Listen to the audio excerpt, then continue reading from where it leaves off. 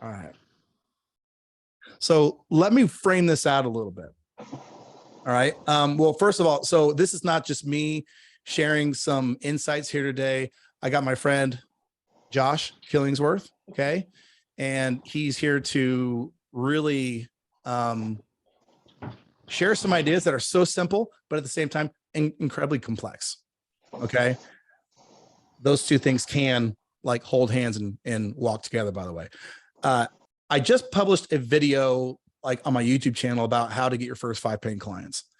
And in that video, I went through 3 steps. Okay. And the last step, I did this analogy of cube on top, next cube, and then there's a very like bottom cube, right? The foundation cube.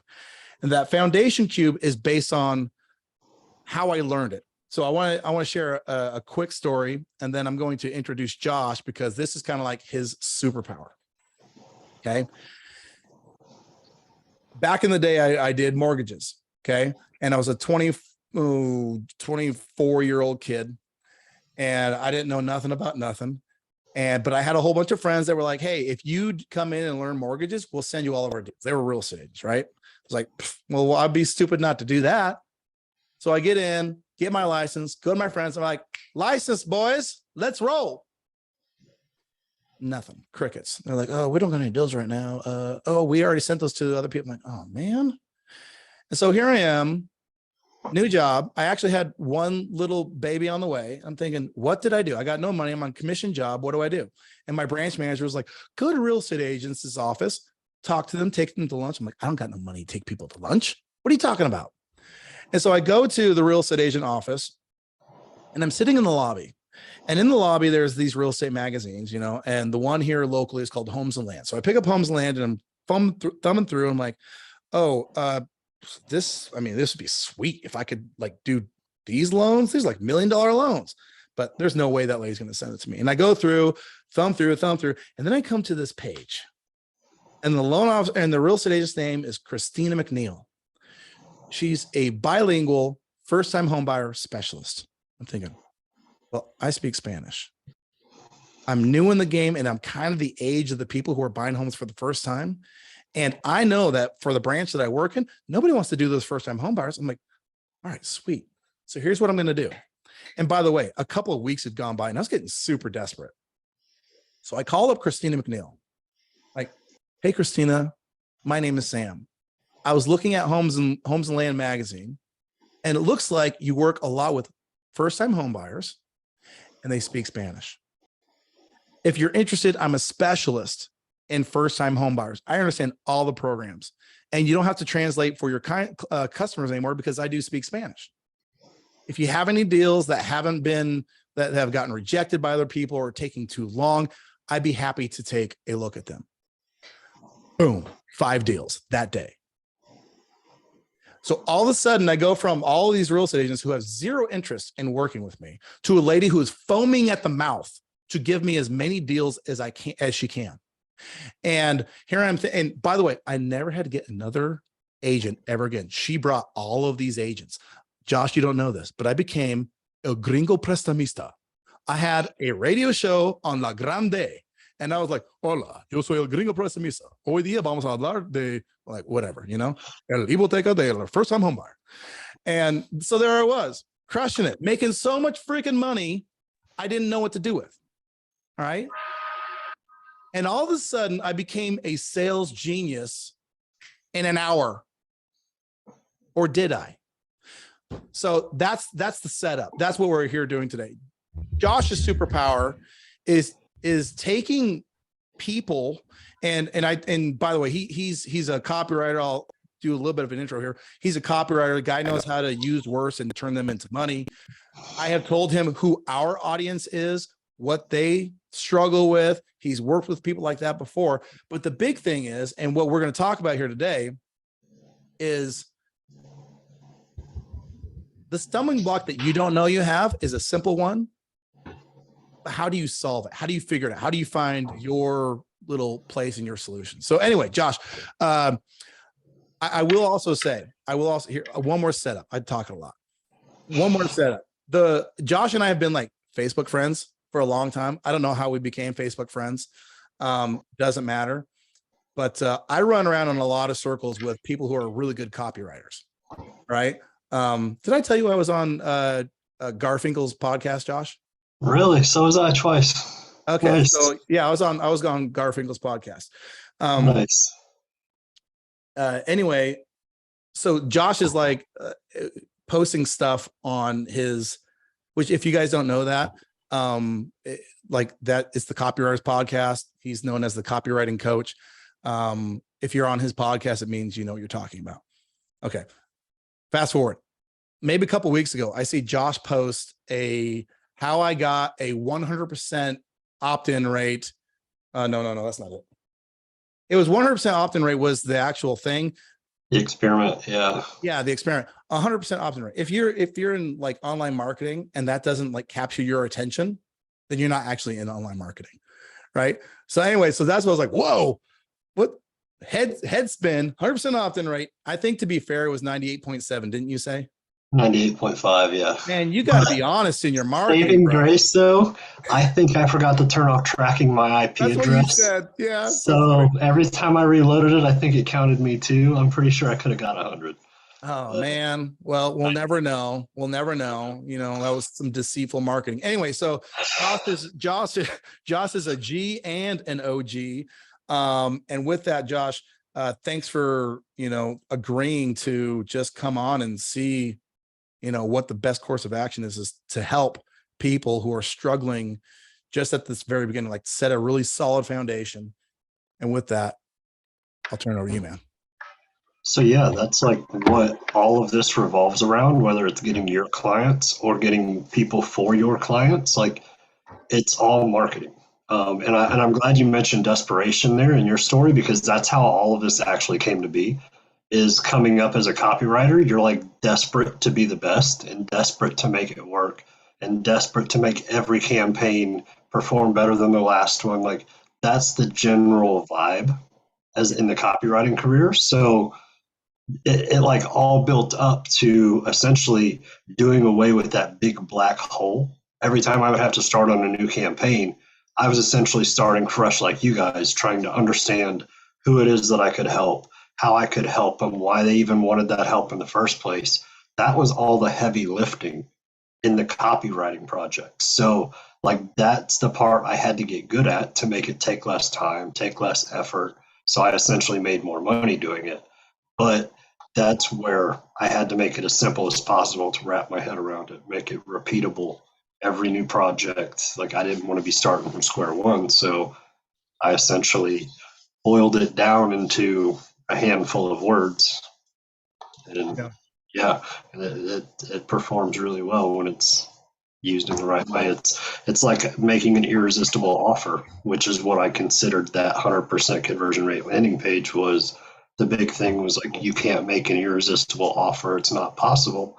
So me sitting in the cave, too much time on my hands, I decided to see if it was and got pretty close to what I consider an irresistible offer.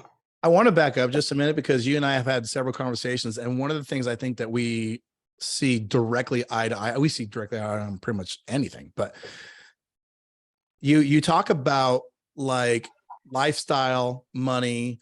I only want to talk about that like just for a minute, simply because, it's funny. You have like this mission using your skill set, transferring that same skill set to people like the ones on this call, as well as the ones that will watch the replay, just in terms of like not everybody's going to like, we're not all trying to make $1 billion, right? Sometimes making 20 grand a month consistently on autopilot pretty steadily is pretty stinking awesome. Right. And 9 times out of 10, I have seen them. I mean, I had a coaching program for agencies like 3 years ago, and I would see students in that agency do the thing that drives you and me nuts. I got a 7-figure agency. And I'm like, dude, they're not making any money. Right. Yep. Revenue is a fun thing to share, but nobody wants to talk about your take home. So you talk a lot about, one, the end goal is not to like look like you have a bunch of money, to actually have like a steady flow of income. Talk to me about how you've engineered that in with what you do, because that's the goal of when you were talking about that. Let me just kind of talk in circles forever, because that's what I do. But when you were talking about your approach, how very simple it is, and then the end game is, listen, man, I just want a ton of time and I want to make 20, 30 grand a month. That to me is a good lifestyle. So anybody that wants to replicate that lifestyle, that's what I help them do. So talk to me about that. I mean, basically you and I are like, what do you mean need more than, my life, if I make, if I'm making 10 grand a month, which those days are, it's hard to think that it would be really hard to make 10 grand a month now. Isn't that funny? Because it sounds Right. like jerky. Yeah, I was literally talking to a buddy and I was like, yeah, I just built a 5 grand a month business in 2 weeks. And he's like, you just talk about it so nonchalantly. And it's like, because it really is simple. If you're not doing all of the thinking and everything and overthinking and overanalyzing, like the basics are really simple. And you just do the basics over and over. We just happen to be able to do the basics at a higher level. So it makes it seem easier, I guess. But like, yeah, I'm at a point to where I've hustled 18-hour days to build 7-figure businesses, made 50 grand a month, made nothing a month. And I've like just gotten to the point where that I feel like that sweet spot right there is like 20 to 30 grand a month, an hour to a day legitimately. And yeah, exploring life, like whatever it is, whatever season you're in, just enjoying that season. Because yeah, like all of the hustle and the grind and trying to change the world, like none of us will be remembered when we're gone. So might as well like live it every day you can. And that's kind of, and that's why it surprises me, is because so many people get into the internet business game for that freedom. But then they see the 7-figure launch or the 8-figure business or the 9-figure sale, and they take their eyes off of what they actually wanted to go chase the big shiny object without realizing you're dedicating 10 years. You're sacrificing everything for 10 years to get that. And it's not going to be that $100 million that you see. It might be 40 million, 30 million, and then the government gets their chunk. And so it's just, I guess I'm jaded to it because I've been at it for so long and I've seen the back side and the front side. And I'm just, I'm kind of. I just like when we were talking, I'm like, dude, I totally agree with this guy. Like, making that amount of money, I can do with my family almost anything I want. Right. Almost anything I want. And so I think it's important to optimize for simplicity and to optimize for profitability and to optimize for durability, meaning that's durable income. Okay. Now that all sounds really good. Okay. We're looking to the future. Like all these things are looking really good. I'm really grateful to say that I've kind of been able to achieve that, but it took a very long time, a ton of effort. Okay. And it could have been easier if I probably would have like met this version of you, Josh, like 10 years ago, because 10 years ago, you probably were, figuring stuff out still too. But with that said, okay, I think that's what Josh is not here to tell you how to like build an 8-figure business, even though he's worked with them. And I'm sure if you want to build that, the stuff we're going to talk about could absolutely apply to that. We just like the idea of making money, having time, feeling like life is a-okay and everything is fine. I rhymed right there, buddy. So, let's talk about, and by the way, I will say too, in the Facebook group, I posted a link, if you saw it, a link for you to buy one of Josh's, what would you call that, a guide? That's like the best way, because it's not like there's templates inside of it, but it's a guide on how to think about that specific conversion. Yeah. It's $47. I'll put it in the link description on the replay below, and when I put it in the Facebook group, I'll put it down there as well. But I really wanted Josh to come on because I think it's one thing to read it, and when I read it, I totally get it. But I think that based on questions I get, I think there's a lot of people who maybe don't quite get it. And so he said, well, why don't we do, and I think you called it drawing or Right. Yeah. Drawing out of people who it is that they actually want to help, and then uncovering why those people want their help in the first place. Because that's like tying back to what you said about if they're building it for a lifestyle, the easiest way to get your lifestyle is to work with people who fit into that vision and who are able to take you to the income levels that you want with the fulfillment requirements that you want to meet. Like you can start designing your business around that and then see how wide out from that niche you have to actually go. Because most people want to start wide and work in, or they just start wide and work in. I recommend starting at one and working back out until the business is legitimately where you want it to be, because there's more than enough there. But it's just knowing who that really is. Yeah. I think the shortcut to what we're talking about here is to actually sub niching. And I talked about that in that video I posted. That's what you and I talked about. I've never heard anybody use the phrase sub niching, but the biggest detriment, the problem that you don't know you have, the blind spot that if you're making less than, well, if you're not getting clients, if you're making less than 10 grand a month, the blind spot that you have is that you don't have a sub niche. You don't, because if you did, the same way when I started this whole meeting today out, if you did, your sales would come easily. Yeah. And that's like, just think about that. Like if you work with contractors and I line 100 contractors up in front of you with a label over their head, if you can't immediately go to one and know that that's a done deal, that's why it's so hard to sign clients, because you're shooting into the dark. You don't know exactly who you're looking for. So deep dive that, because I think it's interesting. And let me just see if I understand. When I was talking about that real estate agent, I mean, it was my first sale, but pretty much anybody I talked to after that, when she would refer somebody, I knew that they were going to work with me. Right. That's the same idea that you just put out there. Take that idea and just pull that thread a little bit more, because I think that's something that people think there's like some fancy sales script or some fancy something. No, there's really not. Like in the offer you made that real estate agent or that broker, you tied it specifically to what she wanted. She wanted somebody bilingual to work deals. If you went and took that, like we talked about, to a German real estate broker, it has zero appeal to him. So you could say that if you were standing in front of 100 real estate brokers, say, hey, who has Spanish deals that are my age sitting on the table, unworked because you don't know how, and you want some help. There you go. At least one's going to raise their hand because you knew at least one was in there. There might be two, there might be three, but there's not going to be 50. But that's the point of niching down, is you can eliminate 97 people from that list, get at least one yes, one maybe, and one no for whatever reason. So the problem isn't that people aren't good at sales. Right. It's just they're selling the wrong thing to the wrong person at the wrong time. Yes.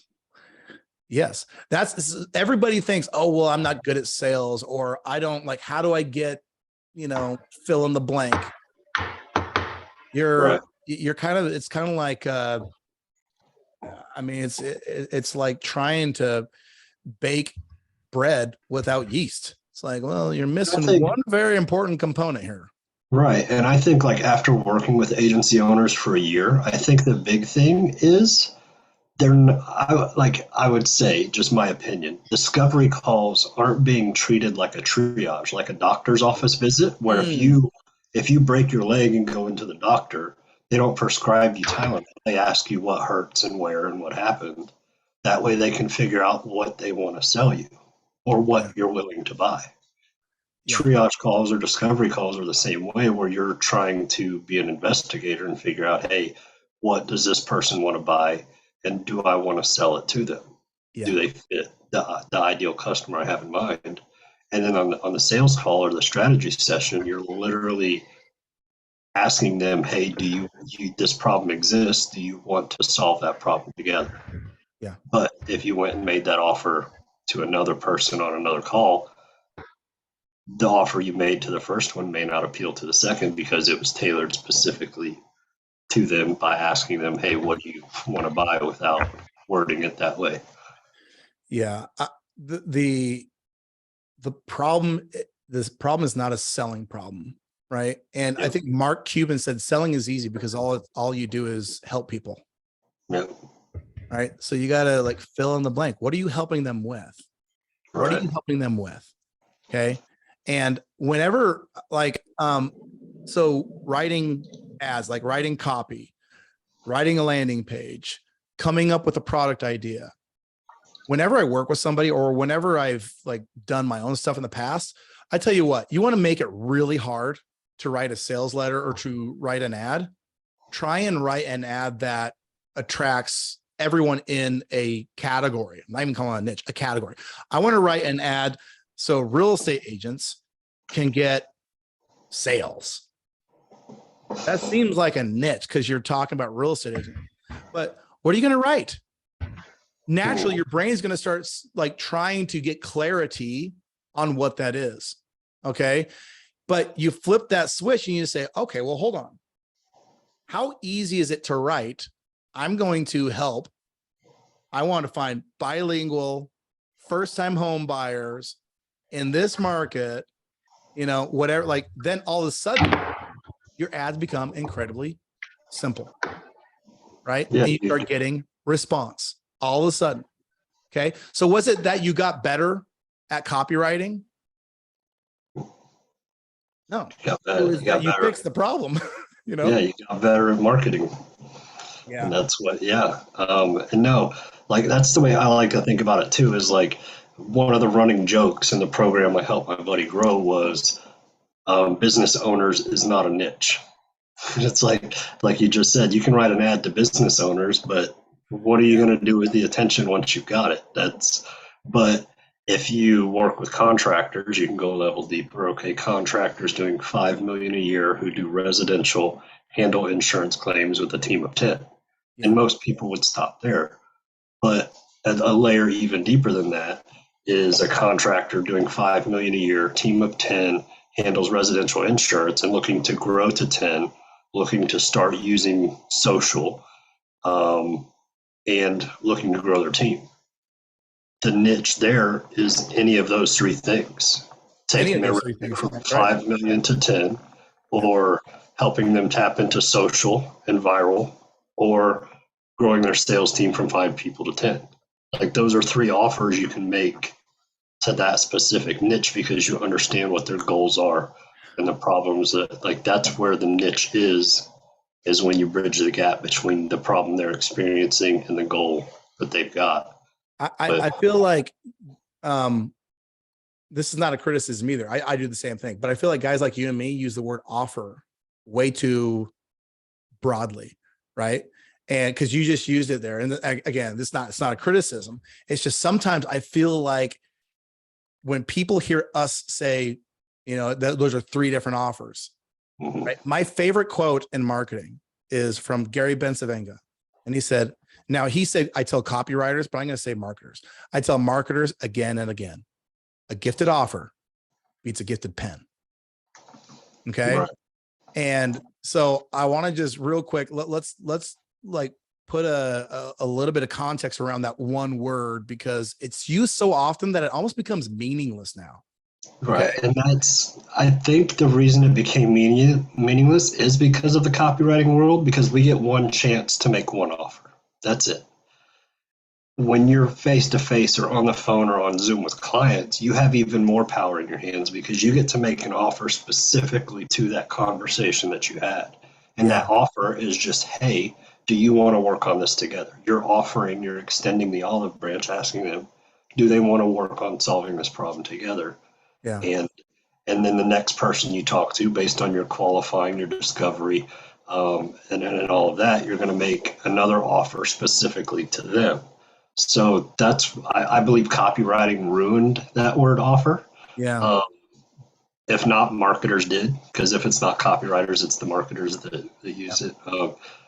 But each offer is individual. Like, let me Like a think how I can. star. Right. It's the guiding light. It's the lighthouse in that specific conversation. And like a lot of people think of it as, okay, doing SEO, doing Facebook ads, doing email, getting Google reviews. Like your clients don't care about that. What they care about is, hey, I'm going to have my phone ringing more because when people search for me on Google, they'll see what I want them to see. Yeah. Or I'm going to be able to grow my team as soon as we get these paid traffic campaigns. Like that's the actual deliverable, not the SEO, the Facebook ads, all of that stuff. So that's what the actual offer is the end result. What you're telling them they're going to get if they trust you with their money Yeah. to help them get that end result. So let's transition the conversation here a little bit as to like what our call to action is, what our invitation is on this meeting. And just to, and Josh, I'll let you do that, but just to kind of preface it a little bit. I don't want to use the word frustrated, but I sometimes just wonder, how can I help? How can I help a person that I don't get to talk with like face to face like this, but maybe they comment on a YouTube video or they make a post in the group and I'm limited to writing a few words. And, you know, that's kind of like, it's a frustration for me only because I'm like, if you saw, like, if you could understand foundation of this house, then you could frame it up a lot faster. Right. Okay. And when you and I were talking, first of all, I reached out, I reached out to you and I said, love this $47 download. I mean, guys, I've been doing this for 10 years. I paid $47 for his download because it was like pitched to me the way a pro would do it. And it was nothing but value. So love that. But I reached out to Josh and I'm like, I want more of that for the people in my sphere, in my community, and whether it's the group, the YouTube channel. If you want to run an agency, if you want to sell software as a service, man, you got to figure this out. And I think he's got a superpower in it. And I said, dude, would you come in and kind of adapt some of what you're doing and maybe help these people? I'm not asking you to do it for free, and I would never, something that is so like that can actually, you pull a lever and you actually have like hydraulic fluid in the pistons now, something that can move your business like this, that should not be free. So anyway, I'll transition that to you. What is kind of like the invite that you would tell to people who are here and then are next? What are you inviting them to do? So yeah, I mean, I know, and like Sam said, like I was invited in here to help you guys dive deeper into this. I know for me, when I learn, I need multiple different angles from the same problem, and then I need time to let everything roll around for it to finally click for me. But then once it clicks, I get it. I originally built these guides for copywriters to help with their client campaigns because they experience the same things. Like it's a new skill set, learning marketing, learning copywriting, learning sales, presentation. Like they're skill sets that can be learned like any others. So I started pouring into these, helping teach copywriters how to go about thinking about the marketing process so that they have an easier time writing for their clients. Because that's where the money's made, is when you're actually writing. The thinking time in between you don't get paid for. So I want them writing more and thinking less. But what it does for you guys, and kind of what Sam and I have uncovered, is this is what helps take you all the way down to really where the profits are in the problems. I don't know if you've ever heard that before, I but haven't. I love it. all of the money is made in the problems that you're solving. The bigger the frustration, the more money there is to be made. Yeah. But this takes something super, super complex. And I realized the other day when you said it, a copywriter's job is to introduce an idea, take it all the way down as deep as it needs to go to give clarity, because remember, you only get one shot to give clarity, and you have to keep attention the entire time. And then you have to start unpacking that onion again till you get back to the outside layer and put a bow on it and present it like, okay, you've seen that. This is the takeaway from it. And that's when you sum up pretty much finding the way you look at everything. You stop looking at it as contractors and you start looking at a contractor who's got a bad website, good social, isn't using advertising on his truck. And you just start seeing all of the different problems that you know are keeping him from his goals. And then you decide, okay, hey, do I want to start a conversation with this guy or not? So that's kind of like the goal for it, is to help you get that level of understanding, because that's what it did for me in my business. I knew there was one type of client that I could work with that let me just be myself and live my lifestyle, and they referred me out. So I wanted more of them. And that's why when I mentioned earlier, it was built out of desperation. I needed to make money, and I told the rest of my clients go away and went all in on this one type of client. Thankfully it paid off, but that's where the start of that all came from. So yeah, I mean, if you're having a hard time closing sales or attracting inbound opportunities, like the KPIs we used in the program I was helping with was, if your close rate's not at least 50%, you're probably making offers to the wrong people. Yeah. And then if that's the case, you're probably attracting the wrong people in the first place, if you're attracting them at all. So this was like the one thing that like my buddy loved, because I would work on with every client going through it, is helping them understand this so they can find the profits and the problems. Awesome. So you have existing guides that you were using previously, and you've kind of adapted those and are adapting those for, people that are agency SaaS space. Yeah, more general use, kind of how to take away from it, because they are written, like I said, for copywriters. There's one on the landing page experiment that you talked about that I got the 98.5% on. That is really the one that'll show you how to segment, how to take an audience and how to break it down and put people into buckets, and then how to dive deep into one of those buckets that you think will work. That's how I got the conversions on that landing page, because I only drew out the people I wanted from the audience, and I repelled everybody else, so they didn't even bother. I So took that exact framework that you taught in that thing, and I have posts on our, and I think I have ads running with it as well. So nice. I was like, oh, I mean, this is a no brainer. Yeah. Okay. I know how to write. I know exactly what he's saying. Here I go. And I read your, and what I like about it too is it's a very simple post, and it's easy to dismiss. It's less easy to dismiss when you saw the result that you produced with it. But I love how you went through on every part of the guide, and you're like, point one, here's why this headline. And it's like 2 paragraphs of why that headline. I'm like, I've never had anybody so clearly break up something as innocuous as a one line bullet point. Why you did that one, and why you did like the third bullet, like why that third bullet point was that third bullet point. I'm like, okay, I'm here. So what I would say is it's 11:46. Are there any questions from anyone? I'm going to record this, and what I can do is, if you want to, I'll stop the recording here, because, I'm sorry. We'll have links below everywhere, so where you can get the guides and all the stuff that Josh is talking about. Is that what you want to do, Josh? Yeah, that's fine. All right. And then we'll go from there. But what I want to do now, I'll go ahead and open it up. Are there any questions that you guys, after, and some of you kind of came in a little bit later, any questions that you have while we've got the man, the myth, the legend on with me here, in terms of, maybe getting up and going? Any questions? And feel free to unmute your mic. Nobody wants to be the first one.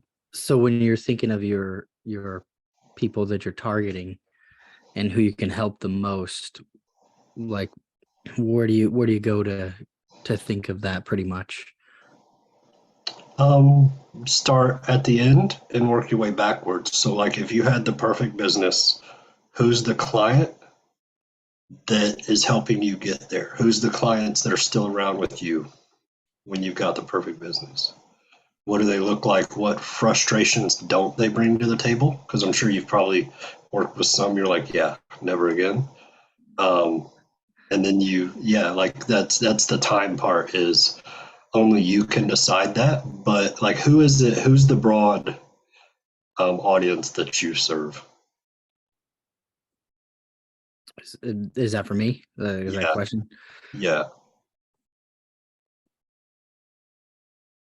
You still trying to figure it out, Tim? You still trying to Yeah, find a man, niche here? I'm still trying to figure it out. You know, What's the first thing? What's the first thing that comes to mind? Like, if money wasn't involved and you were just helping somebody grow their business. just somebody who's just struggling. Like they don't know anything really. They're not very technical. Um, they want to focus only on their business.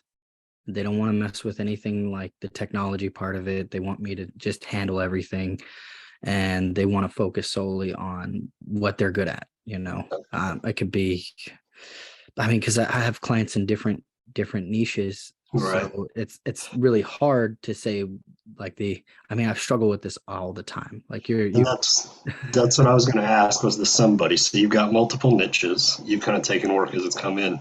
What niches are you in right now? What ones are you helping with? HVAC, real estate, e-commerce, fireworks. Okay. The list goes Fireworks. on.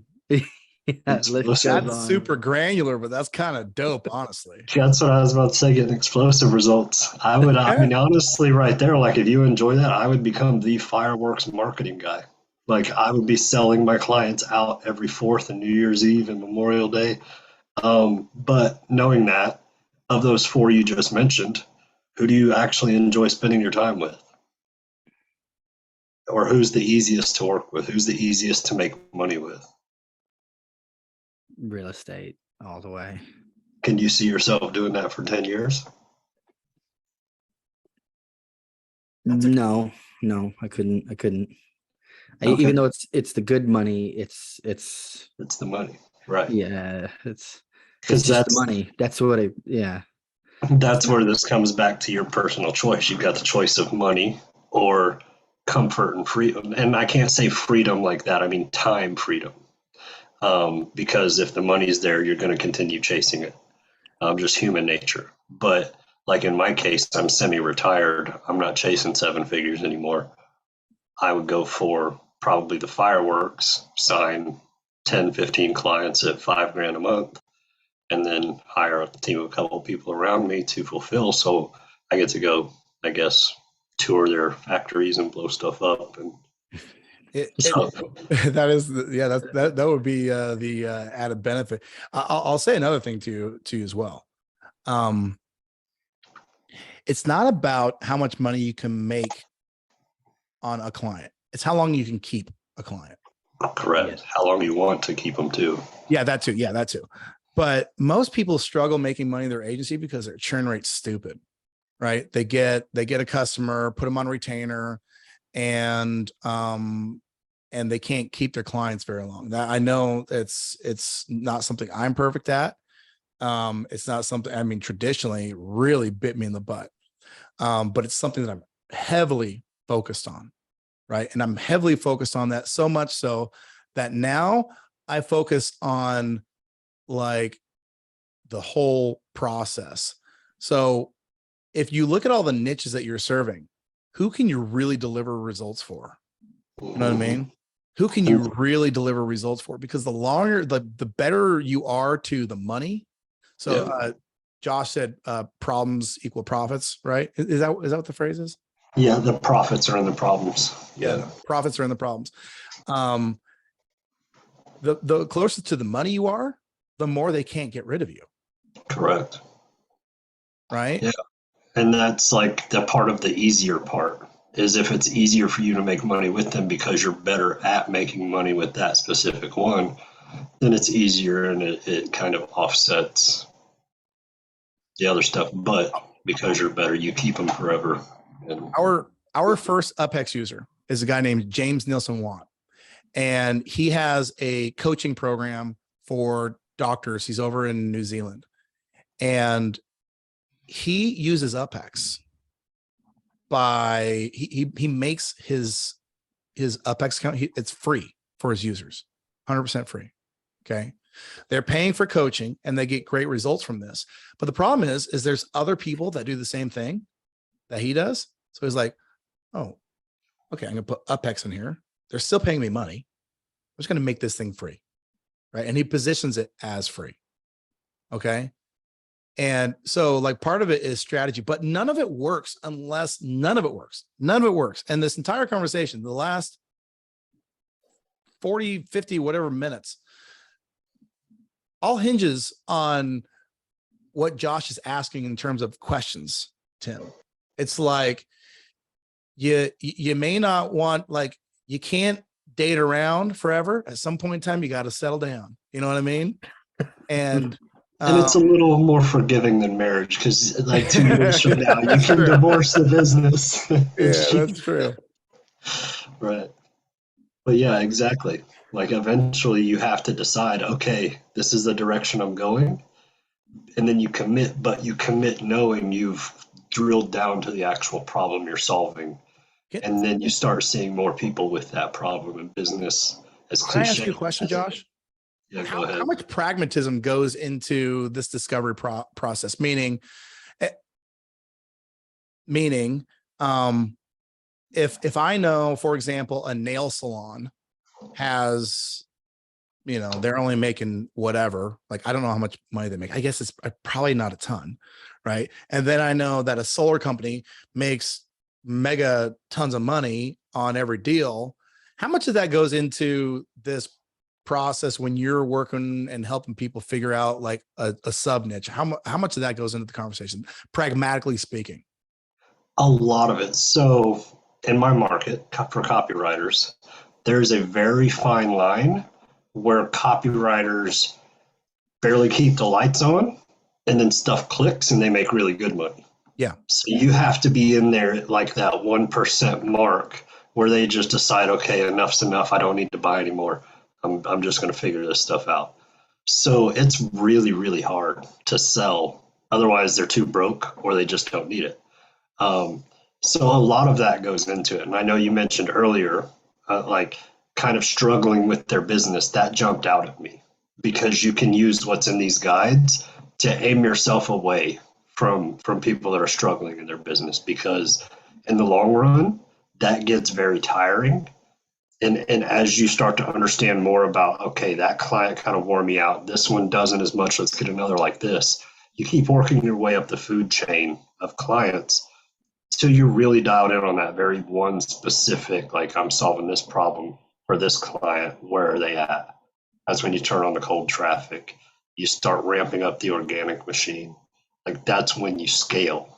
Yeah. But it's a stepping stone of and I had to look up pragmatism because I'm very smart at a few things, but like most stuff I'm not too good at. All right. Well, let's go ahead and end it here. I mean, we're on about an hour. I'll put this on the replay. I honestly think that the title of this thumbnail should be "The Riches Are in the Sub Niches."